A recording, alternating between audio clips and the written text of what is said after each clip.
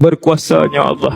Malam ni kita faham berkuasanya Allah. Allah yang mengetahui setiap helai daun yang luruh pada setiap hari, pada jam dan saat keberapa daun itu jatuh ke tanah. Allah itulah yang mendengar rintihan dan permintaan seorang manusia daripada dalam hatinya. Kita minta dengan Allah banyak benda. Allahumma ajirni minan nar, wahai Allah selamatkan aku daripada siksaan api neraka. Mulut kita minta, hati kita minta, pasti Allah dengar. Cuma manusia tidak meyakini Allah Jalla Jalaluh. Kenapa para nabi dan para awliya doa mereka begitu tajam? Kerana mereka meyakini Allah Jalla Jalaluh. Kerana mereka tidak pernah berburuk sangka dengan Allah Subhanahu wa ta'ala. Tengok Nabi pesan, Allah akan berurusan dengan kamu seperti mana sangkaan kamu dengan Allah Subhanahu wa ta'ala. Kalau kamu menyangka Allah itu baik, baiklah Allah dengan kamu. Kalau kamu sentiasa menyangkakan bahawa Allah itu pemurah dengan kamu, maka pemurahlah Allah dengan kamu.